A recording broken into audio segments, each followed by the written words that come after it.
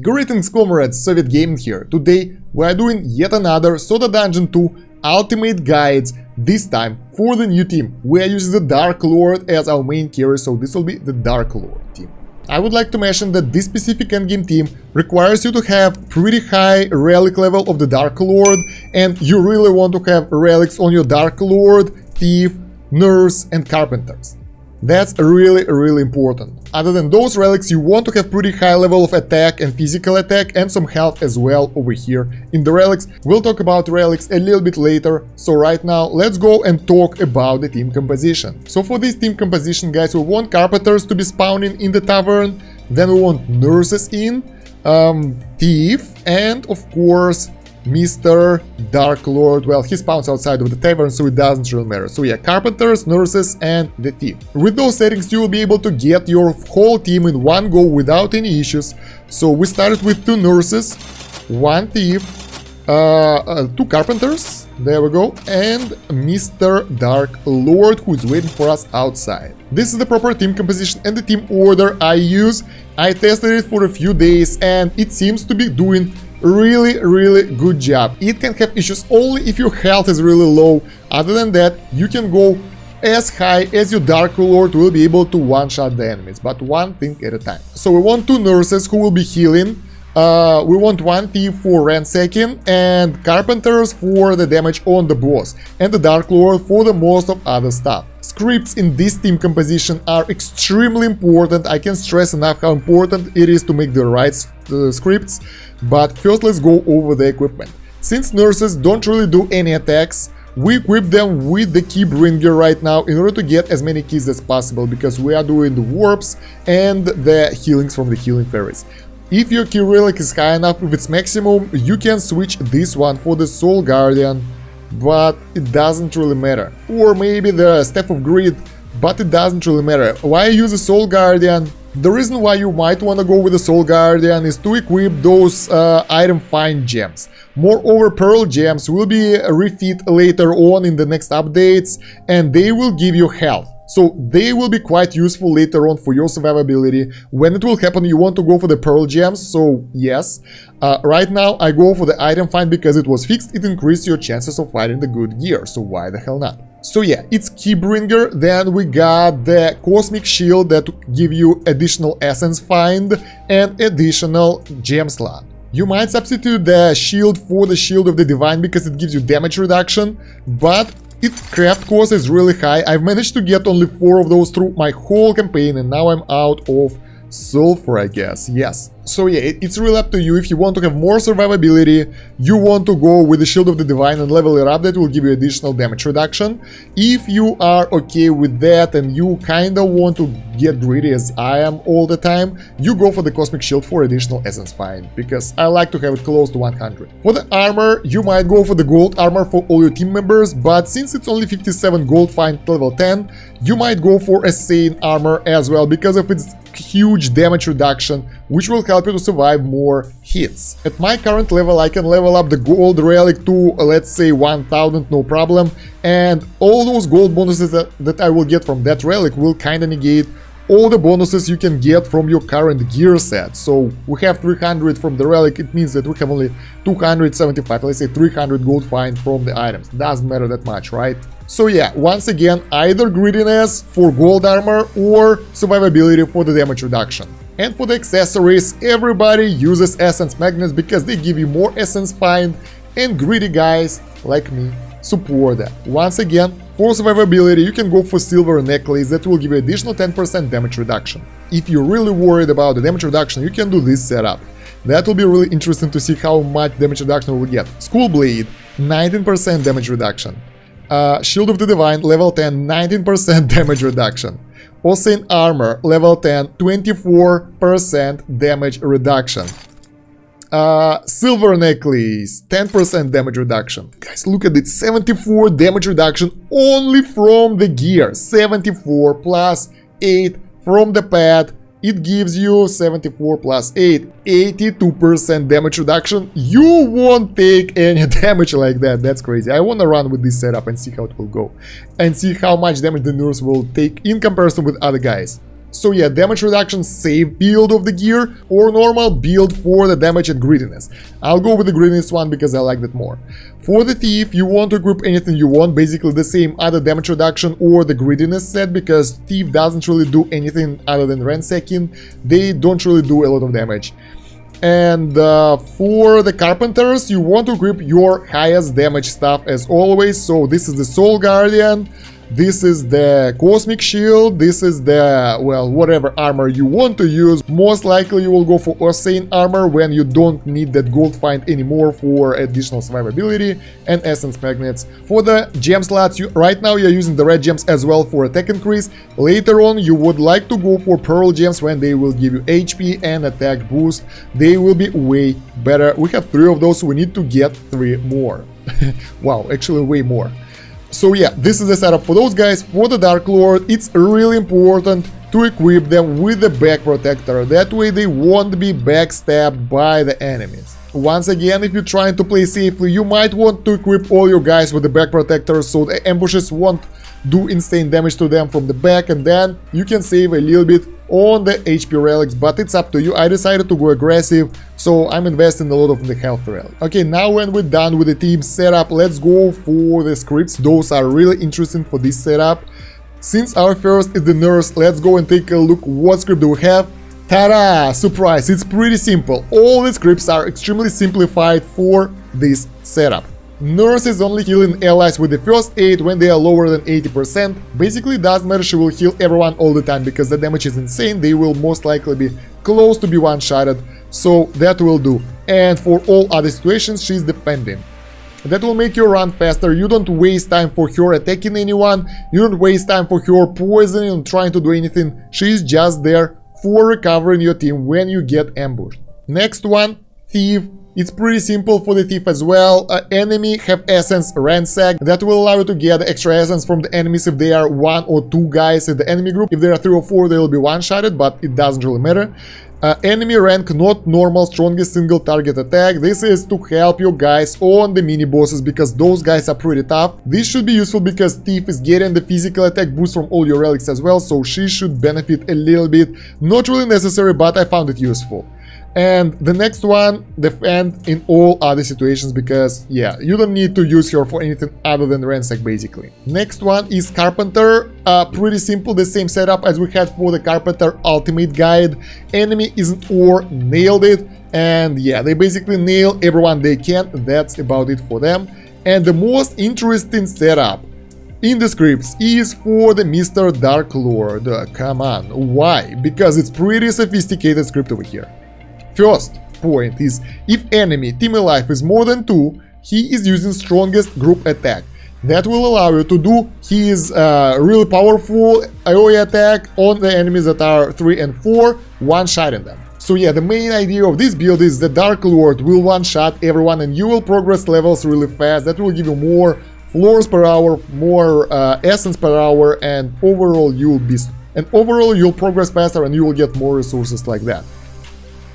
Second one, this is the part of the script over here, like 2, 3, and 4, for aiming at the janitor, because in the current state the game doesn't have the specific role for the janitor, and if you go not normal, it will not do anything to the janitor and he will do a lot of damage to your guys. So with this script, you are able to take him down before he will be able to use anything. You will see that later in the video.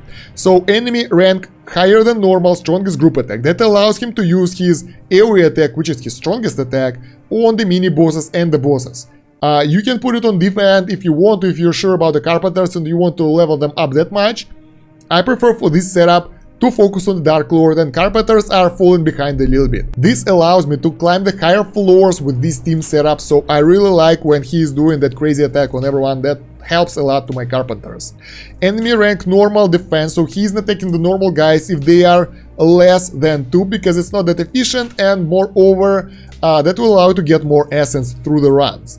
And the fourth, enemy team alive equals 1 strongest group attack. Basically, those conditions are met. This will be the janitor, and you want to use your strongest group attack on the janitor. That will allow you to throw your sword and one-shot the janitor, and he won't be able to use his attack. We will take a look at that in a minute. For the key settings, I have the healing fairy and the warp available. Why it's turned off, I have no idea. It was on back in the day, so I can climb the highest floors possible because I just want to push it. You can go without the warp, no problem. Fairy settings set to 90%, so she won't be used when you have like everyone healthy. That will make your progress faster, and that will allow you to recover your mana whatever you can, basically. And the healing usually isn't the issue because you have 2 nurses in your team. So right now I will show you when your team will fail. This is when your Dark Lord doesn't have enough attack power to take out enemy groups of 3 and 4 in one hit. So look at this, we have the full team here, right? We turn on auto. Those normal guys are being more or less killed pretty easily by your thief and carpenters, so 2 guys aren't an issue. You have a lot to go for. If there are 3 enemies, your Dark Lord damage isn't enough to kill them in one shot, they will start attacking you. Most likely they will, specifically when they are 4. Here we go, we have the 4 enemies. So now we have the thief ran second, that will kill 1 enemy, 1 carpenter for another, and 1 carpenter for the next one, and the enemy is still attacking. So that put you at a risk. That the enemy, well, if there are several 4 enemy waves, one after another, and they will have burn and so on, you have a chance to die basically. And it will slow down your progress. So basically, your main idea is that your Dark Lord will one-shot everyone. So you want to focus on his attack, your overall team attack, and your overall team physical damage. But even like that, this team will be able to progress even at those stages when the enemies can be one-shotted, because it will be slower, yes, but it will be still progression because you have 3 damage dealers right now. And that will be sufficient for the most teams. Since you have 2 healers, they will be able to heal you up from 4 enemies. So this team can push really far if you level your relics properly. And we'll talk about that in a minute. And why we have a Dark Lord on the AoE attack for the mini bosses and the bosses? Because they have more health than 2 of your carpenters do damage altogether, and you team with them together. So unless you want to level carpenters a lot as well, that will help you to progress further by allowing the Dark Lord to do the AoE attack on those guys. So what you want to do over here with the relics to make this team viable? First of all, you want to focus on Relic of Attack, Relic of Physical Boost, and Relic of the Dark Lord. You want to level up your Relic of Carpenter, Nurse, and Thief a little bit, because that will allow them to have more survivability. For Carpenters, it will allow you to have a little bit more damage, and they will all have more mana, so it will be useful. And you want to level up your Relic of Health. This is really important. I was ignoring it for a while, trying to find a way how to avoid the enemy ambushes without dying, but without a high health pool and damage reduction, you won't be able to do that, because your overall let's say effective health, this is the health pool plus your damage reduction, is really important for the ambushes, because enemies can backstab you, enemies can attack you with a fire attack and burn you or poison you, and there are enemies who do dual attacks that will end your run if you don't have enough health. Your nurses just won't be able to heal it in time, so you want to have a good health pool where your nurses can heal your injured guys in the next turn. For that, you want to level those relics a little bit. Right now I have 5 million essence, so I'm not really sure where I want to put it in. I want to level up my normal attack quite a lot, because I want to go for Dark Mage build soon, so I want to level this one up and actually focus on the normal attack and not the physical one. That will kinda won't be that effective, but that will allow me to transfer to Dark Mage sooner. Wow, that's taking a while, guys. I didn't expect it to be that long. Let's go for 1.3k, and the rest we'll put into the health, so we won't be killed that easily, and we can do our runs even if we don't one-shot the enemies. There we go, we spent about 3 million of our stuff. That's crazy. Now, Relic of Health, what's good about it in comparison with the character relics, that those things give you 5 HP in comparison with 2 for the class relics. So let's go and level this one a little bit as well. That will make our guys quite healthy. Good stuff that playing Tap Titans actually paid off. Like, I have the good clicking skills when I use 2 fingers. Alright, that will be okay for quite a long time. 1.3k for attack relic and 1k for the health one. Actually, I want to level the gold relic a little bit as well, because we have so much gold, 6 billion. What are we going to do with that? I have no idea.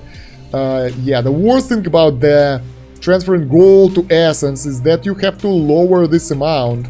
That way you'll be able to jump into the you know, next area and be able to recruit your guys. So you want to lower this a little bit before throwing it in. And we got a little bit more for the Relic of Gold upgrade. We're starting with 350. Ooh, my fingers hurt. Alright, 632, so we almost doubled it. This is my grid build right now. 1k extra gold, 96% essence find. Yeah, it's pretty good, it's pretty good. Let's send those guys on a journey on the latest level and see how they will do. And you will see how fast this build performs against the enemy groups. So as soon as you guys defend it, oh my god, 53k, that's insane damage. How much is the damage of the Dark Lord right now? There we go, 34k, and he's doing 42k damage. Oh my god, it will take like maybe 20k levels before the enemies will be able to do anything about us. So with this setup, with those upgrades, we will be able to go for a really long time, unless something really unexpected will happen. We have pretty high health pool, and the enemy ambushes won't be able to do anything to us. The enemy bosses are going down really fast right now, so it's not an issue. And basically the enemies don't really stand the chance to do anything against us. So the only thing that can harm us right now, I think, is the ambush, where will be the enemy that attacks two enemies at the same time, and they will both backstab my guys. That will kinda might kill someone, because with this health pool, it's really hard. If you want to be on the safe side, switch the gold gain gear for the damage reduction gear, and you can go like really far away. You can go for like 24 hours runs. I actually want to show you guys the run that I did recently. It took quite a while, but I've got so many resources from that, and I was using this team. I was testing if they are future-proof, if they won't really die, if they will be able to go forward, and they did a fantastic job. And yeah, guys, we have a janitor here, and what he can do is just put his head up and wait before he'll be killed by the Dark Lord, because Dark Lord goes before him, and that doesn't allow him to use any of his skills to decimate our team. That's really unique and really cool. That will allow you to avoid a lot of deaths, because his attacks are pretty crazy. And yes, guys, let me know in the comments if you use this exact team or use something similar. How do you like this physical build? I think this is the ultimate physical build of all time.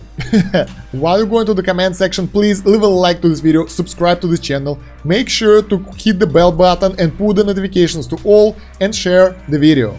Also, there are links in the pinned comment and in the description of the video where you can find the another Soda Dungeon 2 guides, Soda Dungeon 2 website text-based guides. You might want to check that one as well. And there are also links to my Twitch channel where I stream PC games. You want to be part of that as well, it's pretty fun. And the Discord where we talk about Soda Dungeon and other mobile games and other things as well. So I would like to see you guys there as well. And I think that's about it for now, guys. Thank you for watching. Soviet out.